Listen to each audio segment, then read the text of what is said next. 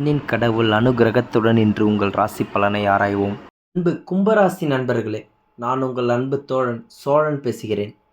நம்ம வீடியோவுடைய டைட்டிலை பார்த்துருப்பீங்க. ஒரு சில பேருக்கு என்னன்னே புரியாது. அதாவது விஸ்வரூபம் எடுக்கும் காலம் வந்து விட்டது கும்பராசி நேயர்களேன்னு போட்டிருக்கோம்.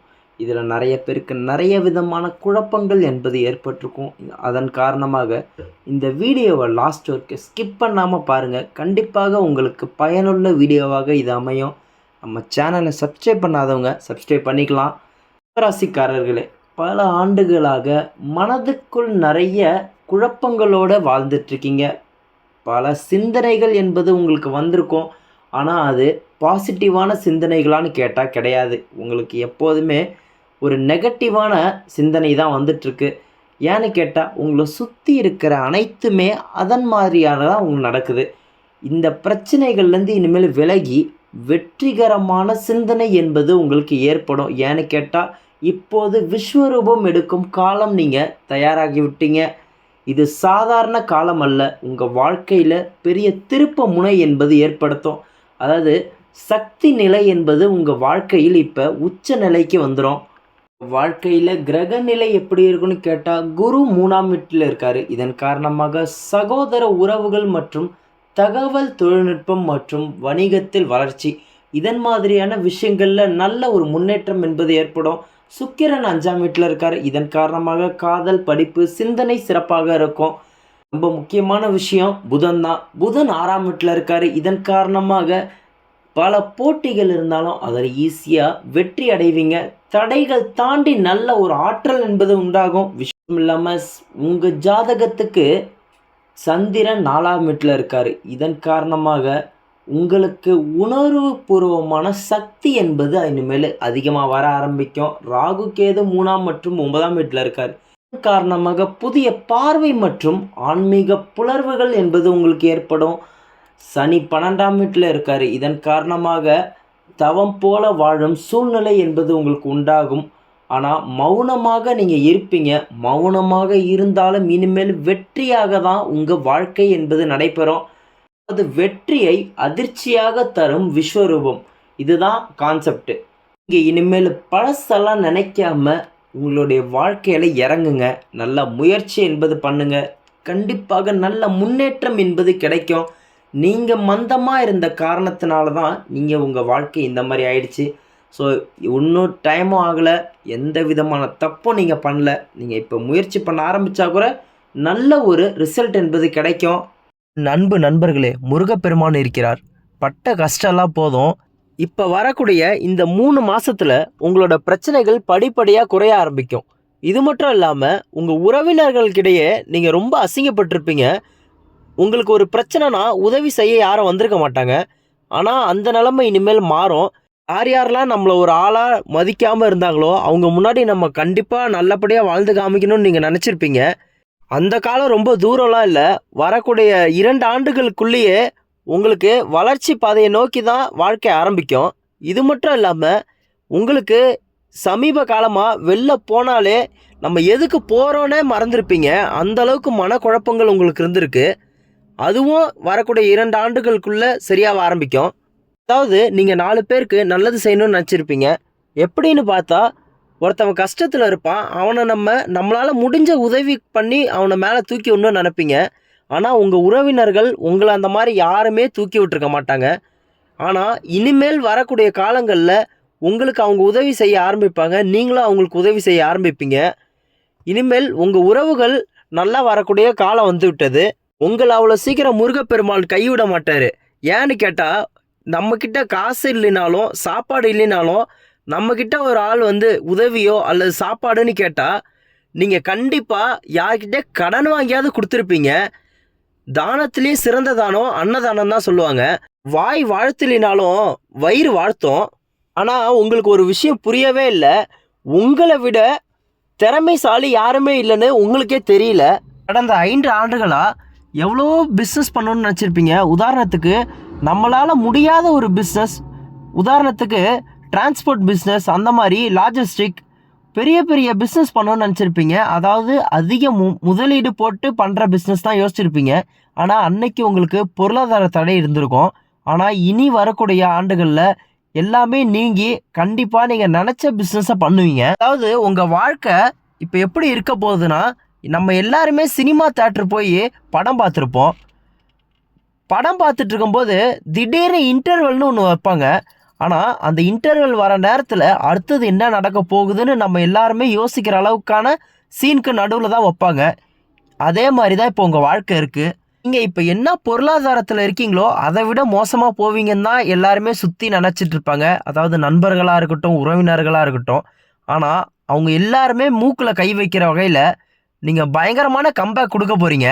அதனால் என்ன தொழில் நினைக்கிறீங்களோ அதை பண்ணுங்க, கண்டிப்பாக சக்ஸஸ் ஆகும். நம்ம தான் நினைக்கிறோம் இதை நம்ம பண்ணால் ஒரு வேளை தோத்துட்டா என்ன பண்ணுறதுன்னு. ஒரு வேளை ஜெயிச்சுட்டா நம்ம எவ்வளோ பெரிய ஆளாக ஆகும்னு நீங்களே யோசிச்சு பாருங்கள்.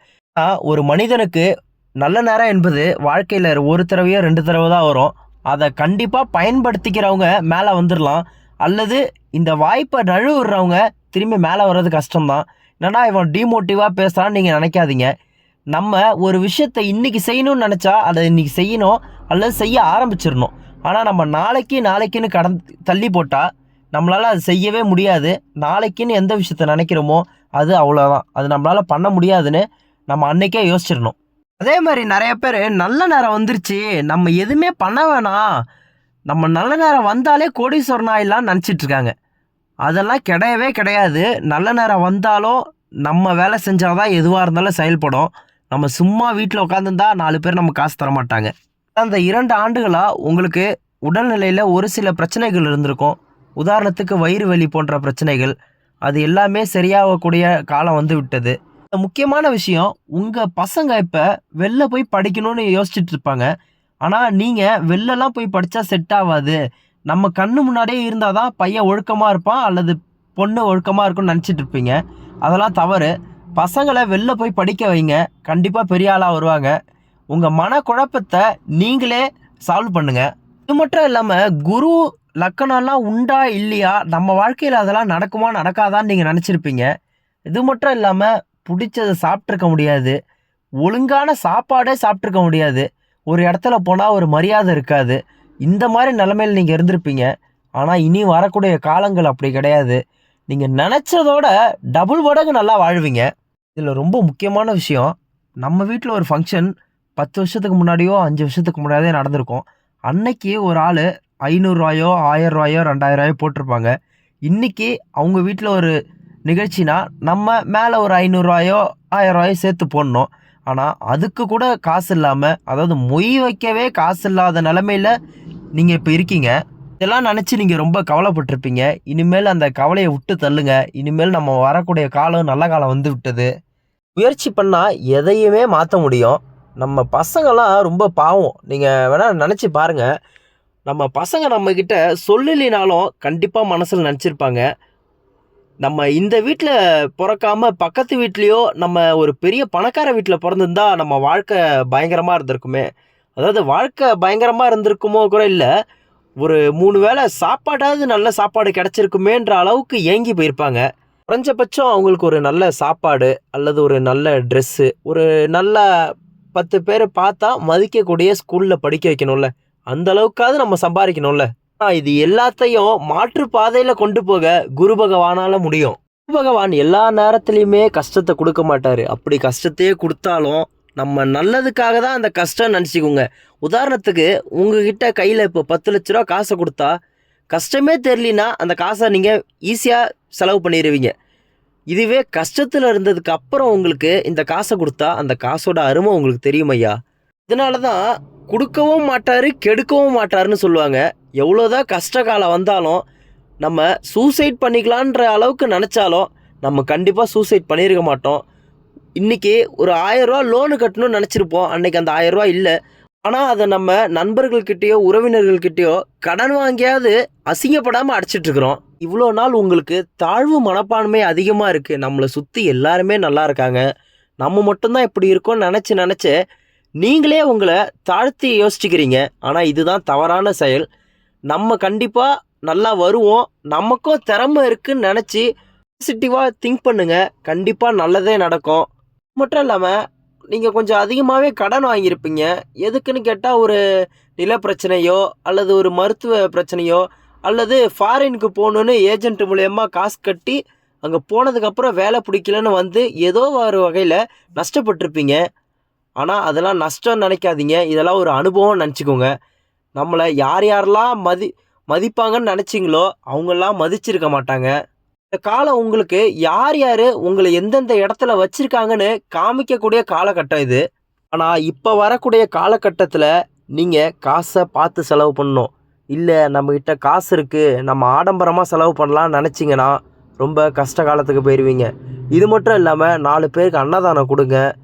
கண்டிப்பாக வாய் வாழ்த்தலினாலும் வயிறு வாழ்த்தும். நல்ல காலம் வருதுன்னு வீட்டில் சும்மாவே உட்காந்துருக்காதீங்க. நம்மளால் எதுவுமே முடியாது. நமக்கு சுற்றி இருக்க எல்லாருமே நல்லா இருக்காங்க, நம்ம மட்டும்தான் இப்படி இருக்கோம், நம்மளை எல்லாருமே கேவலமாக பார்க்குறாங்கன்னு நீங்களே நினைக்க ஆரம்பிக்காதீங்க. நம்மளாலே எல்லாமே முடியும். நமக்கு நல்ல காலம் வந்து விட்டது. கண்டிப்பாக நம்ம எல்லாருமே வாயில் கை வைக்கிற வகையில் வாழ்ந்து காமிப்போம். இது மட்டும் இல்லாமல் சனிக்கிழமை சனீஸ்வரன் கோயிலுக்கு போயிட்டு 2 விளக்கு போட்டுவாங்க. வாழ்க வளமுடன்.